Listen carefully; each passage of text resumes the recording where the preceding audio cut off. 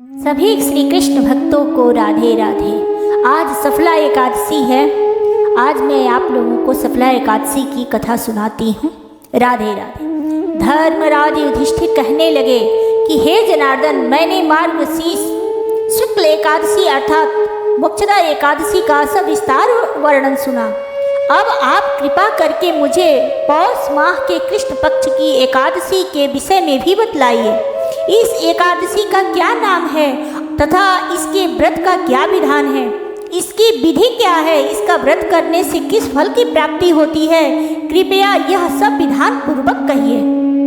श्री कृष्ण बोले, पौष माह के कृष्ण पक्ष में आने वाली इस एकादशी को सफला एकादशी कहा जाता है।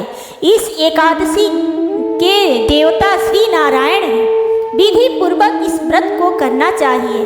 जिस प्रकार नागों में शेषनाग, पक्षियों में गरुड़, सब ग्रहों में चंद्रमा, यज्ञों में अश्वमेध यज्ञ और देवताओं में भगवान विष्णु श्रेष्ठ हैं, उसी तरह सब व्रतों में एकादशी व्रत श्रेष्ठ है। जो मनुष्य सदैव एकादशी का व्रत करते हैं वे मुझे परम प्रिय हैं। इसका महात्म्य मैं तुमसे कहता हूँ, ध्यान पूर्वक सुनो। भक्त वत्सल भगवान श्री कृष्ण कहने लगे कि धर्मराज, मैं तुम्हारे स्नेह के कारण तुमसे कहता हूँ कि एकादशी व्रत के अतिरिक्त मैं अधिक से अधिक दक्षिणा पाने वाले यज्ञ से भी प्रसन्न नहीं होता हूँ। अतः इसे अत्यंत भक्ति और श्रद्धा से युक्त होकर करें। हे राजन, द्वादशी युक्त पौष कृष्ण पक्ष कृष्ण एकादशी का महात्म्य तुम एकाग्रचित होकर सुनो। सफला एकादशी व्रत कथा। चंपावती नगरी में एक महिष्मान नाम का राजा राज्य करता था। उसके 4 पुत्र थे। उन सब में लुम्पक नाम वाला बड़ा राजपुत्र महापापी था। वह पापी सदा पर स्त्री और वेश्यागमन तथा दूसरे बुरे कामों में अपने पिता का धन नष्ट किया करता था।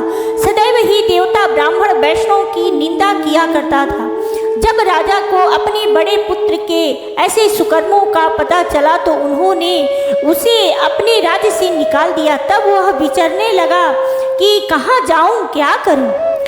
अंत में उसने चोरी करने का निश्चय किया। दिन में वह वन में रहता और रात्रि को अपने पिता की नगरी में चोरी करता तथा प्रजा को तंग करने और उन्हें मारने का कुकर्म करता। कुछ समय पश्चात सारी नगरी भयभीत हो गई। वह वन में रहकर पशु आदि को मारकर खाने लगा। नागरिक और राज्य के कर्मचारी उसे पकड़ लेते, किंतु राजा के भय से छोड़ देते। वन में एक अति प्राचीन विशाल पीपल का वृक्ष था। लोग उसकी भगवान के समान पूजा करते थे। उसी वृक्ष के नीचे वह महापापी लुम्पक रहा करता था। इस वन को लोग देवताओं की क्रीड़ा स्थली मानते थे। कुछ समय पश्चात पौष कृष्ण पक्ष की 10वीं के दिन वह वस्त्रहीन होने के कारण शीत के चलते सारी रात्रि सो नहीं सका। उसके हाथ पैर अकड़ गए। सूर्योदय होते होते वह मूर्छित हो गया। दूसरे दिन एकादशी को मध्याह्न के समय सूर्य की गर्मी पाकर उसकी मूर्छा दूर हुई। गिरता पड़ता वह भोजन की तलाश में निकला। पशुओं को मारने में वह समर्थ नहीं था, अतः पेड़ों के नीचे गिरे हुए फल उठाकर वापस उसी पीपल वृक्ष के नीचे आ गया। उस समय तक भगवान सूर्यास्त हो चुके थे। वृक्ष के नीचे फल रखकर कहने लगा, हे भगवान, अब आपके ही अर्पण है ये फल, आप ही तृप्त हो जाइए।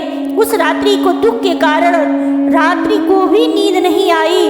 उसके इस उपवास और जागरण से भगवान अत्यंत प्रसन्न हो गए और उसके सारे पाप नष्ट हो गए। दूसरे दिन प्रातः एक अति सुंदर घोड़ा अनेक सुंदर वस्तुओं से सजा हुआ उसके सामने आकर खड़ा हो गया। उसी समय आकाशवाणी हुई कि हे राजपुत्र, श्री नारायण की कृपा से तेरे पाप नष्ट हो गए।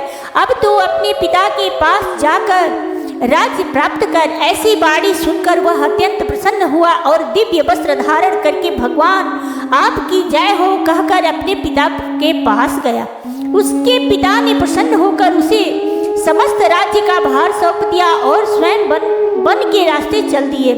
अब लुम्पक शास्त्रानुसार राज्य करने लगा। उसके स्त्री, पुत्र आदि सारा कुटुंब भगवान नारायण का परम भक्त हो गया। वृद्ध होने पर वह भी अपने पुत्र को राज्य का भार सौंप कर वन में तपस्या करने चला गया और अंत समय में वैकुंठ को प्राप्त हुआ।